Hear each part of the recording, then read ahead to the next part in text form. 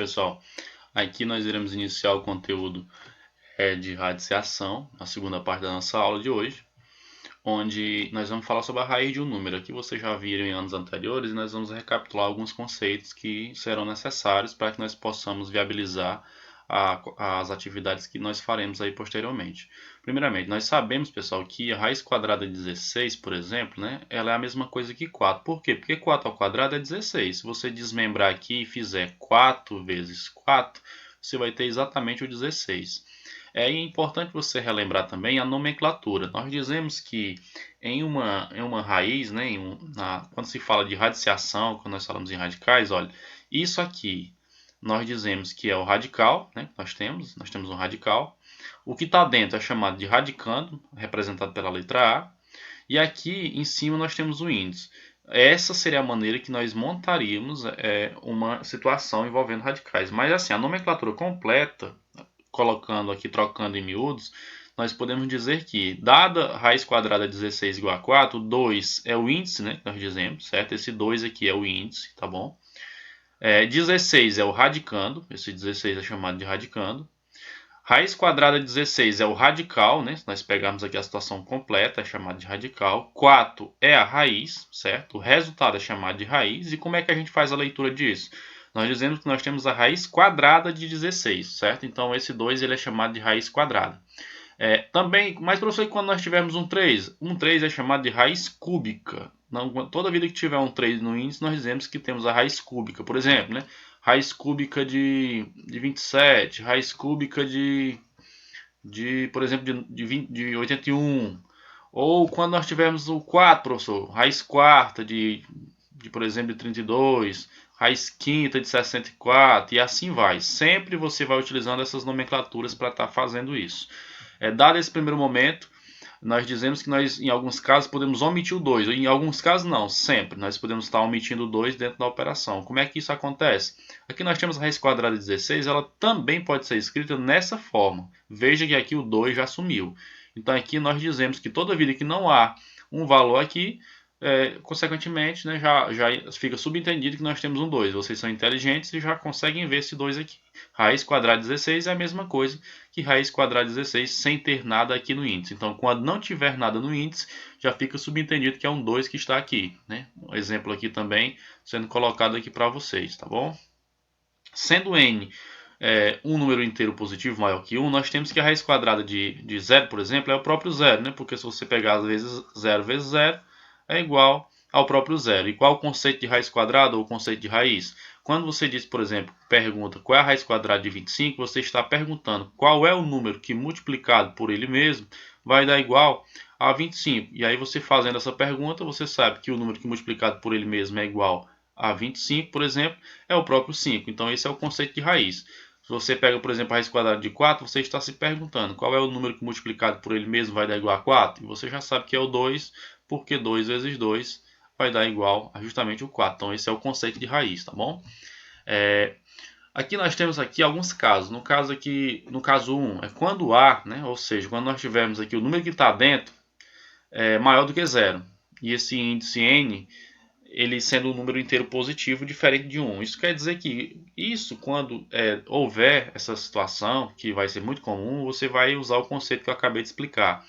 Raiz quadrada de 16 é igual a 4, porque 4 vezes 4 é 16. Raiz quarta de 81 é igual a 3, porque se você pegar e multiplicar o 3 por ele mesmo 4 vezes, você vai encontrar exatamente 81, que é o número que está dentro da raiz. Aí você é que vai ter que saber fazer isso. Vai ter que encontrar essa raiz quarta ou raiz quinta, né?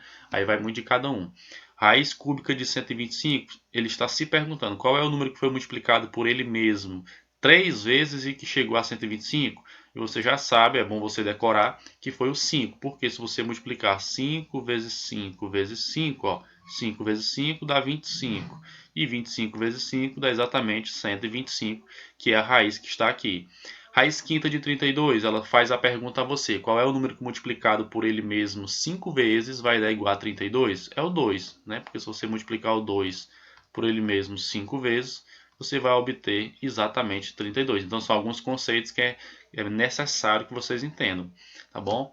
No caso 2, aqui antes de passar para o caso 2, existem algumas observações, como por exemplo, não é correto você dizer que a raiz quadrada de um número inteiro positivo é igual a mais ou menos um determinado valor, porque existe essa situação, algumas pessoas colocam isso. Por que você está dizendo isso, professor? Porque eu gostaria de enfatizar o seguinte, suponhamos que você tem, só um exemplo aqui para vocês, certo? Você tem aqui raiz quadrada de 4, por exemplo. A raiz quadrada de 4, ela é igual a 2. Ah, tudo bem, até aí tudo bem, tá bom? No entanto, se você pegar aqui, por exemplo, menos raiz quadrada de 4 e tirar o resultado, você vai ter menos 2, né? Então aqui fica muito claro.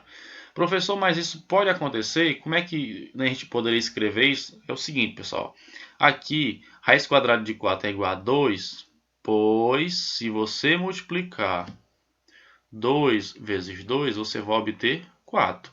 Aqui é do mesmo jeito. Professor, mas tem um sinal aqui, tudo bem. Mesmo que tenha o sinal, se você multiplicar aqui, ó, você vai ter menos 2 vezes menos 2 e vai obter menos com menos dá mais e 2 vezes 2 dá 4. Lembrando que para que isso possa acontecer, você nota que são expressões diferentes, mas dentro eles vão dar o mesmo resultado.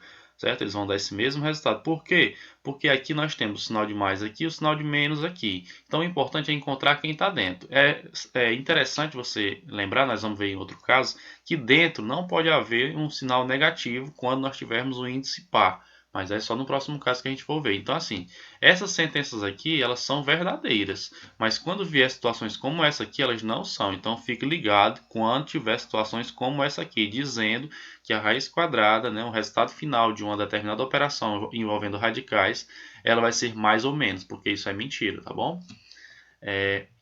O segundo caso é quando nós temos um número inteiro positivo ímpar, né? Nós temos o índice ele vai ser um número inteiro positivo ímpar. O que isso quer dizer? Isso quer dizer o seguinte, toda vida que nós tivermos um índice sendo ímpar, né?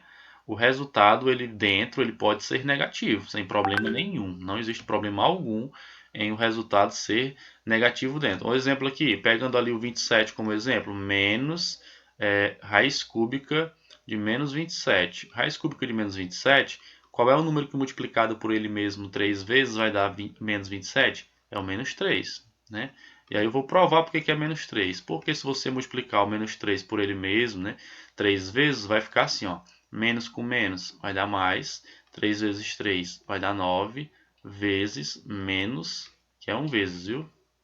Vezes menos 3, mais vezes menos dá menos, e 3 vezes 9 dá 27, ou seja, o mesmo 27 que está aqui no radical, né, no radicando. Então, o segundo caso ele vem para nos dizer o seguinte, que existe raiz de número, quando se tratar de um número negativo dentro do radical, ele pode sim existir, desde que o índice seja um número ímpar. Então, toda vida que o índice for ímpar, pode existir um número negativo dentro do radical, diferentemente da outra situação que eu coloquei para vocês, que é quando nós temos um índice par. Quando o índice for par, nós não poderemos ter um resultado final, um número negativo dentro do radical, né? Então, feito isso, vamos para o terceiro caso, que é justamente esse que eu estou acabando de falar.